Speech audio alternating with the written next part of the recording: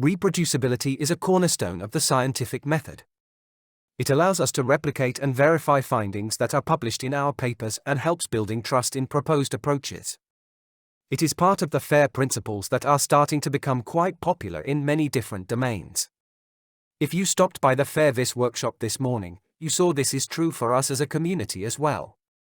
How come people talk about the reproducibility crisis then? It's simple, we are not there yet.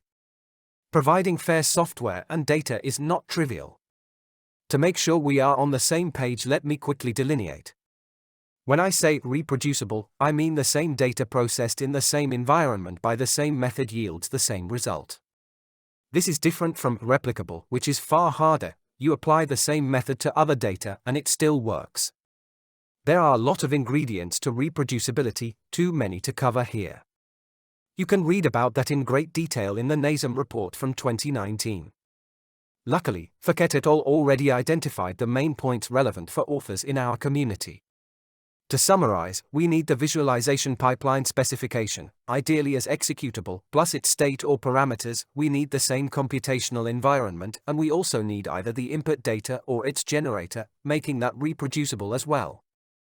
But do we really need that? We seemingly need to invest some effort, so is it worth it? To put it bluntly, a publication justifies everything. If you generate pictures for a slide deck of your boss, it's probably a good idea as well.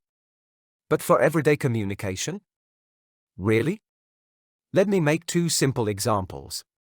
Ever heard this one?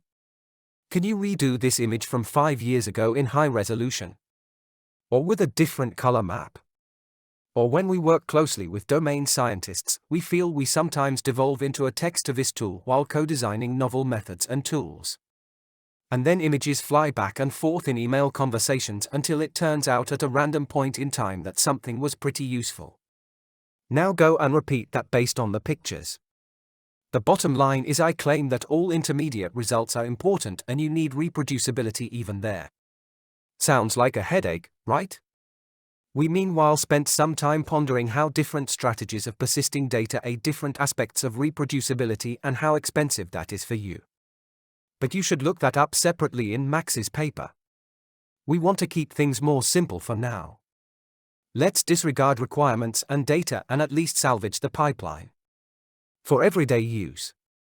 Good news, you're not on your own. There are actually so many tools out there to help you that deciding is becoming a major problem. And once you decide, you need to learn and consistently apply these tools. That means you can do it, but you need to invest quite some effort. So let us lower this barrier to entry. We are still looking for an everyday solution.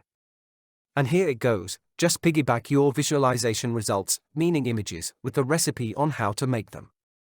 So you can stop and resume your analysis process anytime you want. And this really is a paramount idea, which is a rigorous scientific German metric for exactly defining the complexity of a concept. So you take your visualization tool or system. And it can already load and save state. If it cannot, you should probably think really hard about fixing this. And the rest is quite straightforward. It does not matter whether you load state from a file or the metadata of an image. The same applies to saving.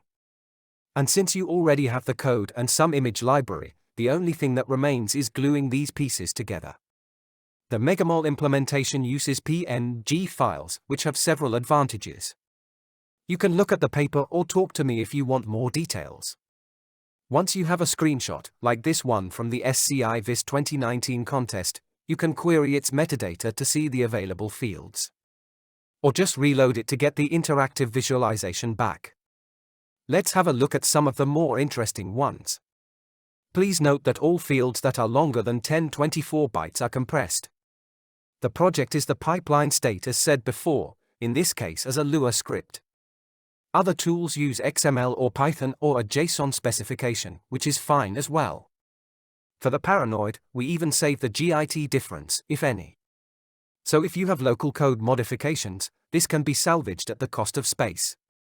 There are also the main properties of the local hardware and the active dependencies. Since we use CMake, we actually can compile the whole cache into the code as a literal constant, ready for reuse. Let's do a reality check. We just randomly picked a couple of tools and example datasets. And if you take a picture, you are in the order of magnitude of a megabyte, depending on the complexity of the content. If you take the pipeline state and compress it, it generally becomes rather small. You can see there are cases where images are particularly small, so the pipeline looks quite big in relation, but the sum of both is far below the space some of the images require on their own. So my personal conclusion here is, this is definitely worth it. As always, there is no free lunch. The method has low overhead. It's easy to implement and, best of all, it's always there. It's nicely suited when collecting images in case you need them later, which is a good idea. And you can still employ more complex tools and workflows later on without losing any of the benefits. However, it relies on verbatim images, as embedding or recoding them usually breaks the metadata. But you can fix this, for example, with a custom workflow for papers that also keeps once you have it in place. Since the idea is so simple, you get the properties of your environment back, but restoring it, that's on you. We however have a working prototype that at least restores our tool using the normal build process. Data availability is a problem. You get your search paths back, but if you are somewhere else and the data is not public, we cannot fix that. This is however a separate discussion since most of the time the data is not even ours to publish. Lastly, you can just use other functionality for snipping the screen content, so we need to make the core functionality really helpful and feature-rich. If we see those drawbacks, one could argue that steganography is a much more robust and general solution, and there are examples of this. However, the capacity of an image is not that great if you do not want to degrade the result. We usually talk about thousands of bits, which only works for very simple VIS pipelines. And we would have to ditch much of the environment information as well. So what's the takeaway? I want every one of you doing this. It's so easy and quite cheap, and I wonder why we have not been doing this for 20 years at least. However, I also told you a VIS lie.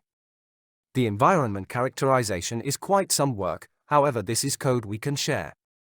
I would really like to extract a small library from our prototype so everyone can use it.